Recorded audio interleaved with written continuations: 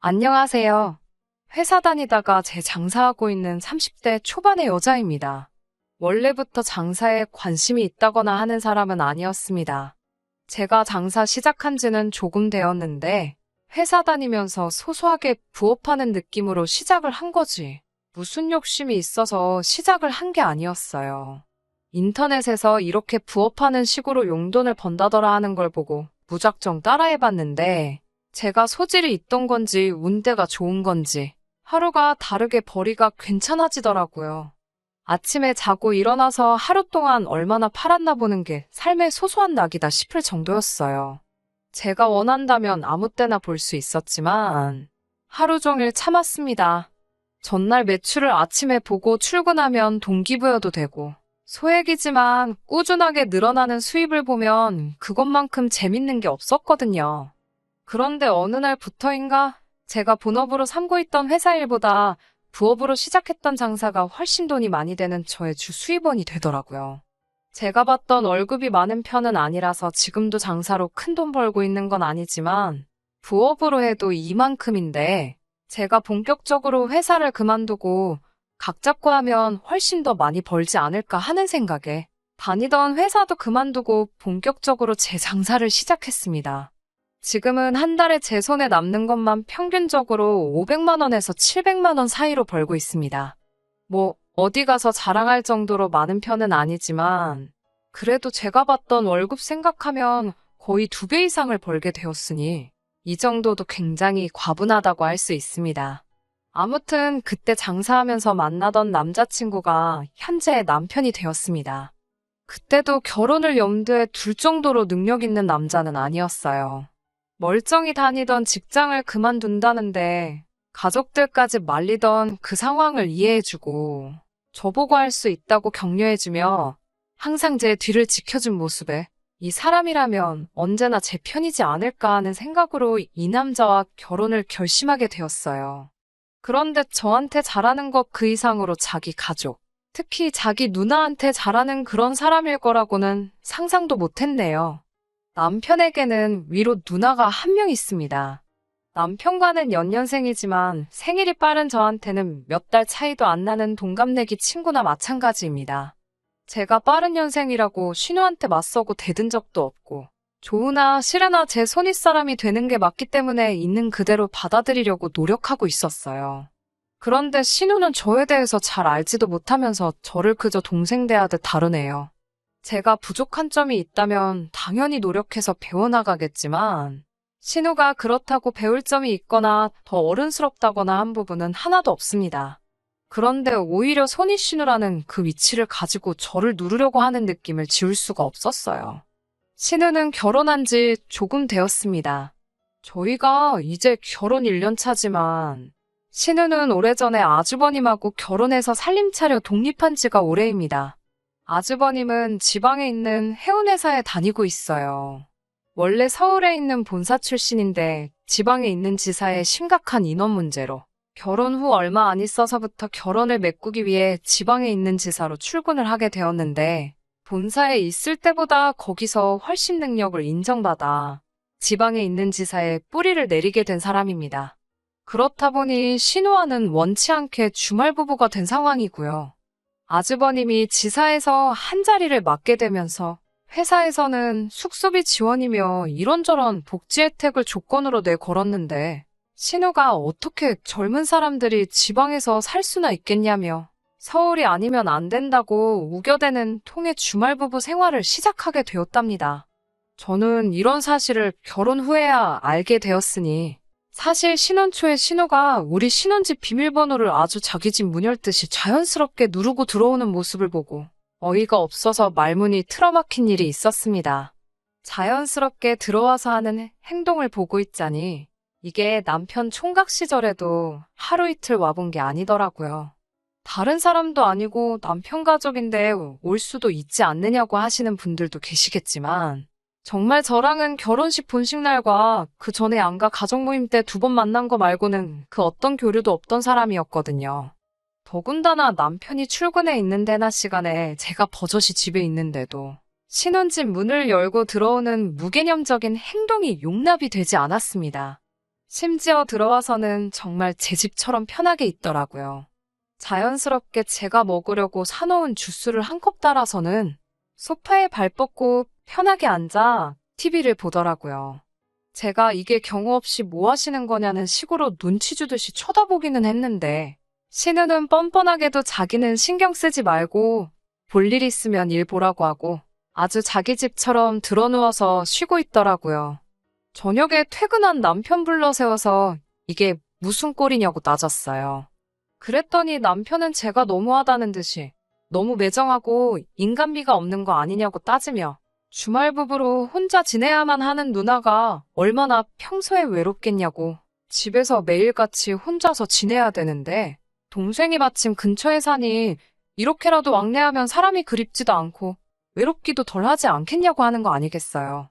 그러면서 저녁 식사는 이제 되도록 같이 하려고 하니 저녁은 3인분씩 준비해달라고 하더라고요. 저녁 같이 먹는 것까지는 이해해준다고 쳐도 신우가 남편 출근하고 얼마 되지도 않은 일은 아침부터 우리 집 비밀번호 따고 들어와서 냉장고에 있는 거 허락도 없이 꺼내 먹고 지 집처럼 누워서 쉬고 있는 꼴도 보고 싶지 않았어요. 저도 집에서 노는 게 아니라 일을 해야 하는데 제 남편이나 제 가족이 아닌 다른 사람이 집에 있다는 것 자체만으로도 신경이 쓰여서 일에 집중이 안 됐거든요.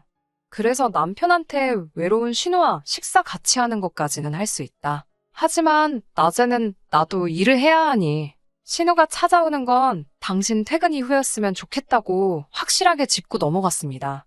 식사가 끝나고 신우는 심각한 분위기도 파악 못했는지 자기 집에 휴지가 떨어졌다고 우리 집들이 선물로 들어온 휴지들을 가져가더라고요. 워낙 많이 있어서 주는 것은 문제가 되지 않는데 대낮부터 우리 집에 있는 모든 것들이 마치 제 것인 것 마냥 허락도 없이 손대는 게 아주 저를 열받게 했습니다. 그나마 주말에는 아주버님이 꼭두 새벽부터 4시간을 운전해 서울로 왔기 때문에 신우와 주말까지 같이 보낼 필요는 없었지만 아주버님 없는 주중에는 정말 하루가 멀다 하고 매일같이 저녁 먹으러 우리 집에 오는데 진짜 낯짝이 두꺼워도 보통 두꺼운 게 아니구나 싶었어요. 음식 준비한 제 수고를 알아줄 필요는 없지만 내일은 소고기가 먹고 싶다거나 하는 식으로 반찬 투정을 하는 건 조금 철딱선이 없는 게 아닌가요? 그리고 보통 불편해서 친정으로 가지 신혼생활 하는 남동생네를 찾아오는 건 조금 아니지 않나요? 정말 식비 더 들고 냉장고 거덜내고 생필품 가져가는 것도 마음에 안 들었지만 돈을 다 떠나서 아무 때고 지 집인 것 마냥 문 열고 들어오는 게 제일 짜증이 나서 견딜 수가 없더라고요. 그래도 그나마 제 말을 남편이 신우에게 잘 설명했는지 신우가 낮에 오는 횟수가 언젠가부터 점점 줄더니 가끔씩 저녁만 먹고 가는 정도가 됐어요. 여전히 통보도 없이 문 열리는 소리가 들리면 짜증이 먼저 났지만 그래도 못 버틸 수준 정도는 아니었습니다. 그러다가 신우가 임신을 하게 되면서 몸조심하려고 그러는 건지 어느 순간부터 저희 집에 오는 발길을 끊었습니다. 솔직히 그 기간 동안 너무 평화롭고 행복했어요. 그런데 기어이 임신한 신우 때문에 이렇게 피를 보게 되었네요. 제가 장사하는 물건들 홍보나 마케팅 쪽의 목적으로 제가 소셜 네트워크에 신경을 많이 쓰는 편이거든요. 팔로워 수도 많고 아무래도 제가 올리는 사진 그 자체가 광고처럼 쓰이기 때문에 주변 시선을 많이 의식해서 올리고 있어요. 기본적으로는 남편하고 나들이 간 사진부터 외식한 사진까지 전부 올리고 있기는 하지만 그 사진들도 전부 제가 파는 것들을 의도적으로 눈에 확 들어오게 편집해서 제 사진 보는 사람들로 하여금 구매 욕구를 불러일으키는 방법을 쓰고 있었습니다. 그런데 얼마 전에 제가 판매하는 식기류를 홍보하기 위해 찍은 사진에 신우가 댓글을 달았더라고요. 식기류를 광고하기 위해서 친구들 몇 명 초대해서 홈파티 하듯이 꾸며놓고 거기에 파스타, 스테이크며 샐러드 같은 겉보기에 조금 있어 보이고 화려한 음식들로 구성해서 사진을 몇 개 찍어서 올린 적이 있어요. 신우는 거기에 댓글로 나도 먹고 싶다 라고 달아놨더라고요. 그런데 문제는 신우가 그 댓글을 단지 1시간도 안 돼서 회사에 있는 남편에게서 전화가 왔어요. 당장 그 사진들을 지우라고요. 내가 일하는데 필요해서 찍은 사진들인데 그걸 왜 지우라고 그러냐 따졌더니 신우가 그 사진 보고 얼마나 소외감이 들겠냐고, 누가 보면 임신하고 혼자 지내는 신우는 나 몰라라 하고 우리만 떵떵거리며 집에다 사람 불러서 파티하고 그러는 줄 알겠다고. 남들이 손가락질 할 일이고 매형이 우리가 신우 서운하게 한 걸 알게 되면 우리를 가만두지 않을 거라고 하는데 당연히 저는 못 지운다고 했어요. 일하는데 필요한 거라 일부러 시간 들이고 돈 들여서 만든 사진이고 아직 투자한 거 본전도 못 뽑았는데 신우가 음식 맛있어 보인다는 말 한마디 했다고 그 사진을 지우라고 하는 거냐고. 그렇게는 못하겠고 정 지우고 싶으면 이번 사업 손익분기점에 준하는 돈을 내놓던가? 그게 싫으면 그냥 가만히 있으라고 했습니다. 당장 남편도 회사에 나가긴 하지만 제 수입이 훨씬 좋은 편인 걸 알기 때문에 뭐라 큰 소리는 못 하더군요. 그래서 남편에게 한마디 더 했습니다. 신우가 자기도 먹고 싶다고 말하는 것까지 어떻게 일일이 신경 쓰면서 사냐고요. 적당히 선만 지키면 될 텐데 자꾸 도를 지나쳐서 멀쩡한 신우까지 저로부터 하여금 욕먹게 만들고 있는 거 아느냐고 쏘아붙이니 입이 10개라도 할 말이 없는지 전화기 너머로 아무 말도 없더라고요. 그런데 이렇게 신우가 먹고 싶어 하는 걸 가지고 제 속을 아주 뒤집어 놓을 줄은 정말 상상도 못했어요. 한참 새벽에 자고 있는데 남편이 자다 말고 우당탕 하면서 뛰쳐나가는 소리가 들리더라고요. 그날은 저도 일이 늦어진 편이라서 마침 잠에도 늦게 들을 수밖에 없었는데 잠이 부족한 걸 떠나서 남편이 뜬금없이 제게 아무 말도 안 하고 잠옷 차림으로 후다닥 뛰쳐나가니 걱정이 더 되더라고요. 얼마나 급하게 나갔는지 전화기는 또 두고 나가서 어디 간 건지 무슨 일인지 연락이 안 되고 잠이 덜 깬 와중에 정말 너무 걱정이 돼서 이러지도 저러지도 못하고 있다가 남편이 무슨 연락을 받고 나간 건지나 확인해보자 하고 남편 전화기를 켰더니 마지막에 통화한 사람이 신우더라고요. 그러고 얼마 안 있어서 제 핸드폰에 문자 수신음이 들려서 확인해보니까 근처에 있는 24시간 하는 순대국밥집에서 결제가 한 번, 그리고 5분도 안 있어서 그 옆에 있는 편의점에서 3만 원이 결제가 되었습니다. 혹시나 하는 생각을 가지고 있었는데 1시간 있다가 지친 모습으로 터덜터덜 남편이 집 안으로 들어오더라고요.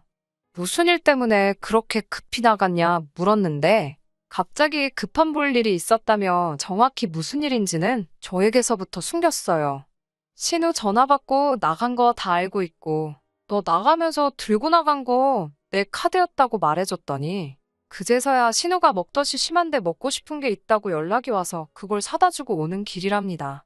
이 인간아, 그걸 남편도 아닌 동생이 왜 다녀오냐 성질을 냈더니 왜 형이 멀리 있지 않냐고 동생인 자기라도 해줘야지 않겠냐며 더 말하지 말라는 듯이 이불을 얼굴까지 뒤집어 쓰고는 등을 돌려누웠습니다.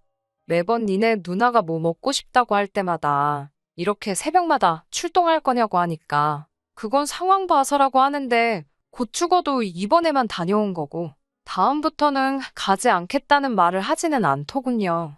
물론 신우 임신? 축하받아 마땅한 일이기는 하지만 제 남편까지 동원돼서 신우 뒷바라지를 해줘야 할 이유 없다고 생각합니다. 남편이 아직 총각이면 모를까. 이제 저도 있는데 새벽에 이런 걸로 연락하는 게 저는 어떤 이유라도 좋게 생각되지가 않으니까요. 남편에게서 1순위는 아내인 저여야지. 저를 후순위로 미루고 제 앞에 신우나 시가족이 와서는 안 된다고 말해줬습니다.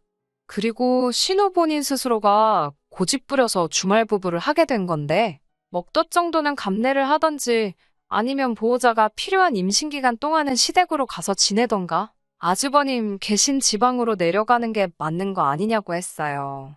남편은 그래도 가족인데 어떻게 모르는 척 할 수 있냐고 말대꾸를 하기는 했지만 이내 제 말이 틀리지 않았다는 걸 인정했는지 다음부터는 그러지 않겠다고 제게 약속을 하더군요. 그런데 신우의 먹덧은 그치지가 않았어요. 새벽이면 새벽마다 그렇게 전화를 하더라고요. 남편은 제 눈치가 보였던 건지 전화기를 무음으로 바꿔놓기는 했는데 지 누나가 그렇게 걱정이 되는지 새벽에는 잠도 못 자고 전화기를 손에서 놓지를 못하더라고요. 그리고 어이가 없게도 새벽에 제가 잠든 거 확인하고는 또 신우한테 가려고 하는 거 아니겠어요. 억지로 자는 척을 하고 있었는데 아주 제가 깊은 잠에 들었다는 확신이 생겼는지 또 제 가방을 뒤적거리더니 제 카드를 꺼내들고는 먹덧하는 신우가 먹고 싶어 하는 거 사주러 나가더라고요. 신발장에서 신발 꺼내는 소리가 들리자마자 저도 밖으로 따라 나갔어요. 오늘은 신우가 또 뭐가 먹고 싶어서 그러냐고 불을 켜면서 말했더니 남편은 신발을 고쳐 신다가 낭패라는 듯이 저만 멀뚱멀뚱히 쳐다보고 이 상황을 어떻게 모면해야 하는지 고민하는 듯 보였습니다.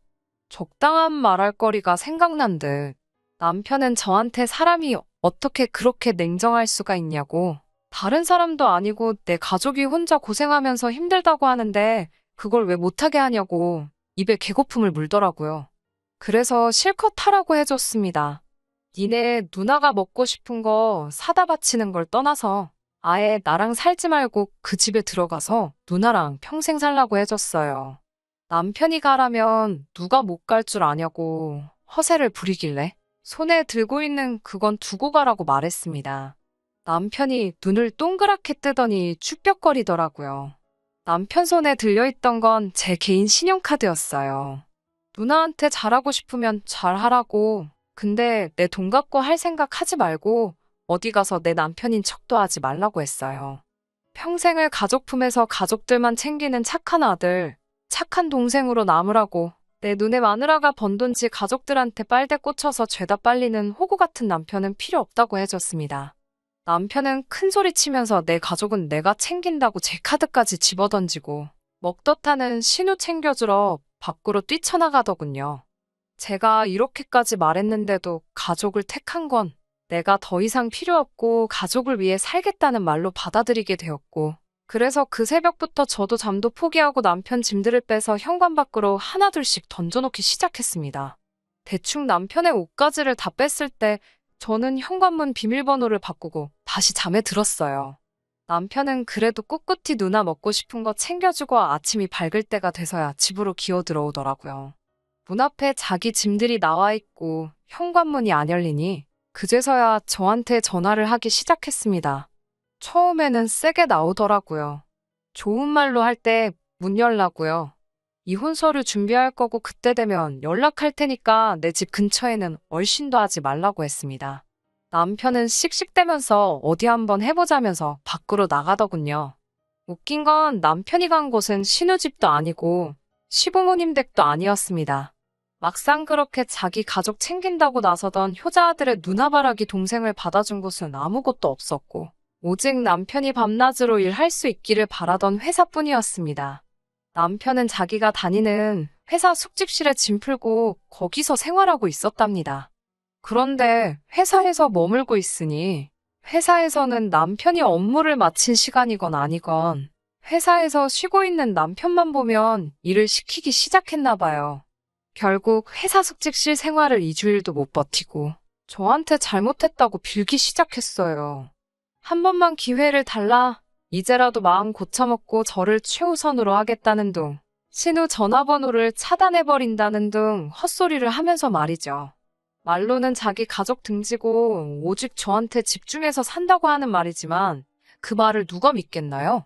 당장 가족을 등지고 살 수는 있겠지만 가족과의 연이라는 게 그렇게 마음먹었다고 바로 잘라낼 수 있는 게 아니잖아요.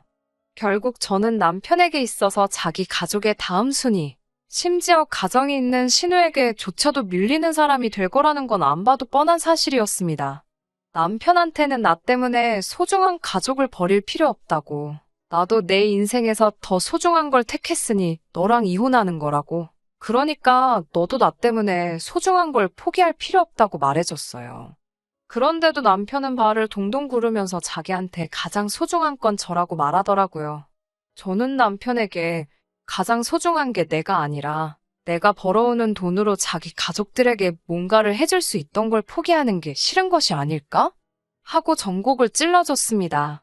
신우 먹덧하는 와중에도 자기 돈 쓰기 싫어 제 카드를 들고 나가던 사람인데 앞으로 제가 벌어올 돈 가지고 시댁에 뭐 하나 더 해주려는 거 안 봐도 뻔한 거 아니냐고 하니 정말 전곡을 찔러버린 건지 고개만 숙인 채 변명도 못하고 있더라고요. 지금은 남편하고 이혼해서 혼자 살고 있어요. 제 사업이 잘 되는 와중에 결혼이 급한 게 아니었는데 뭐가 그렇게 급했나 하는 후회가 들기는 하네요. 재밌는 사실은 남편은 이혼하고 신우집으로 들어갔나 봐요. 시부모님은 다시 남편 뒷바라지 해주기 싫다고 거절하셨다고 하고 하는 수 없이 신우가 오갈 곳 없어진 남편을 데려갔는가 봐요. 그런데 신우도 임신한 몸으로 남편 뒷바라지 해주는 게 싫었는지 한 달도 안 있어서 서울 생활을 포기하고 아주버님 계신 지방으로 갔다고 합니다. 낙동강 오리알 신세가 된 남편은 지금 다시 회사 숙직실에 들어가서 생활하고 있다고 해요. 조만간 시부모님 댁으로 다시 들어간다고는 하지만 거기서 더 이상 가족 챙기는 착한 장남 노릇을 할 수나 있을런지 싶네요. 마음 곱게 먹고 우선순위라도 잘 먹였으면 저랑 잘 지냈을 수도 있는데 제 돈 가지고 자기 가족한테 잘하려던 못된 신보가 업보가 되어 돌아갔다는 생각이 드니 참 샘통입니다. 요즘 제 사업은 전에 없이 더 잘 되고 있고 언젠가 남편이 땅을 치고 후회할 날이 올 때까지 더 열심히 달려볼 생각이에요. 끝까지 들어주셔서 감사합니다. 오늘의 사연은 여기까지입니다. 구독과 좋아요, 알람 설정 부탁드리고 더 좋은 사연으로 다시 찾아뵙겠습니다. 감사합니다.